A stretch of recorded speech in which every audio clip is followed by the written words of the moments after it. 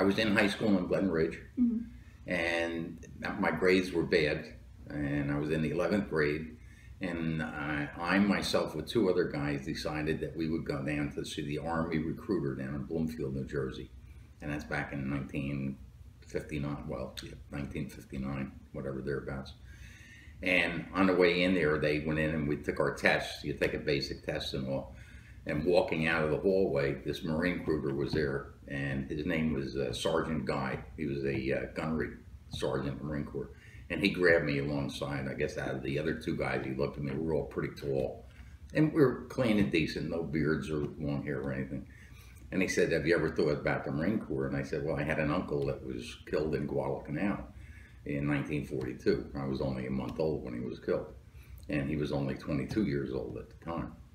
And he's probably the real hero in the family as far as that goes with service members. We've had a lot of service members in the family. And so I decided to talk to him, and about 2 weeks later, I was on the way to Parris Island, South Carolina. I was assigned to, the first duty station was Albany, Georgia. And it was a Marine Corps Supply Center. Today they call it the East Coast Logistics Center. There's two of them, one on the East Coast, one on the West Coast. And since the Marine Corps is very small, 180, 190,000 men, they have two supply centers, one in the East and one in the West, and there's only 3 divisions, the 1st, 2nd, and 3rd. And when I went in, there was only 2 divisions. So at wartime, they went up to 3 divisions, the 4th division being the Women Marines. All right, so, and they were on a base too, but they were far away from the men. So it was kind of funny. But I got assigned to Albany, Georgia. It was a big supply center. We handled everything from airplanes down to nuts and bolts.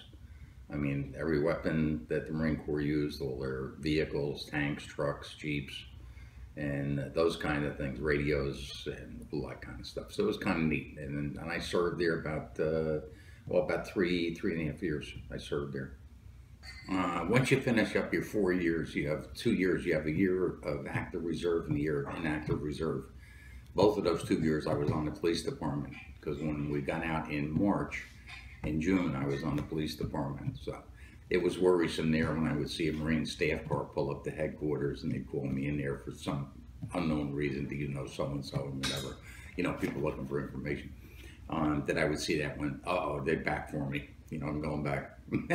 And about that time, Vietnam was very hot then at that time. So, but that never happened. My father was a policeman. My grandfather was a policeman. So the 3rd generation.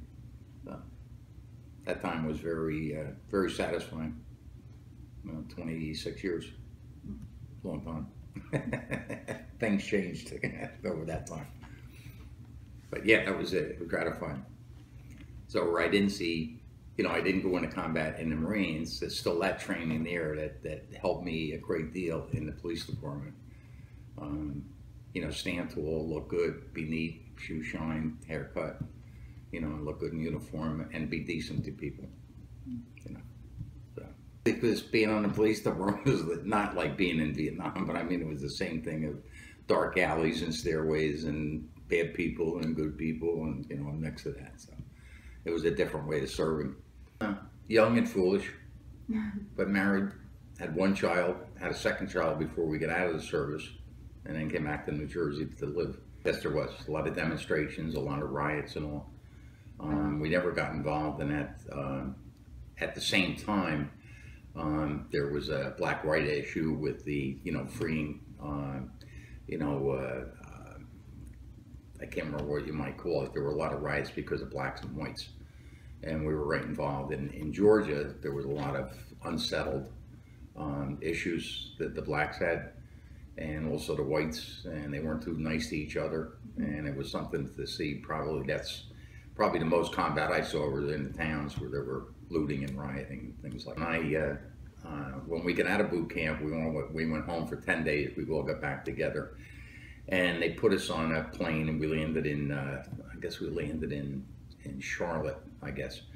And from there, we took a local train to Albany, and there were 2 or 3 black fellas. A good friend of mine right from East Orange went with us.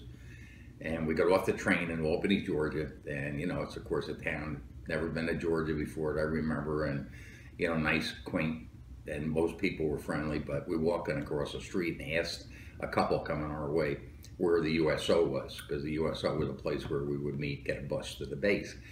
And they looked at us and just kept on walking. But in that time, between 1960 and 1963, you had the Bay of Pigs invasion, and we shipped a lot of equipment to Cuba. You had the the missile crisis, and you also had the President of the United States assassinated, John F. Kennedy. So there were a lot of hard feelings. I remember the meeting that we had, because I got promoted to the rank of an NCO, and of course the first sergeant in the battalion had a meeting that afternoon on November 22nd about that we were going to war against Russia. You know, he thought it was Russian, so we would go to war against the Russians. That was a big thing. And no, the feeling wasn't that our Navy would cover us and Air Force and whatever, and take those precautions. You know, so it wasn't really life as usual because we were very busy, with supplies. Going here, going there, going everywhere, because they got a lot of men ready to possibly go to Cuba. And that's only 90 miles off the coast of Florida. So the feeling was that it was an active time, but it wasn't, nobody, I think, was fearful of it. It was still more a political thing. But, it's always the constant thing with the Cold War, the end of the Cold War. That was also the same period of time that we were in, was that Cold War period where, they're flying spy planes and the B-52s were in the air all the time, so. And we were in Georgia. We were located right about a few miles away from a SAC Air Force Base, which is Strategic Air Command. And when they had alerts, they had probably, 30, 35 B-52 planes that they locked down everything. They'd all get on the runway and take off, and they wouldn't come back for 24 hours. So they were all testing each other. And this went on state by state wherever they had SAC bases too. So it was a real thing. It was a real. And it was a big sign. I remember it was called Turner Air Force Base, and I remember the sign outside the base said, "If you don't hear this noise, then you've lost your freedom." So when all that noise, these are big planes that make a lot of noise when they take off, and you have 20 or 30 planes taking off. That's a lot of noise, dramatically. Yeah, the President of the United States has been assassinated. Most of the people that were on the base of all different ages and different histories in the service had never experienced that. So when somebody shoots and kills the President of the United States, it's an assault on the country.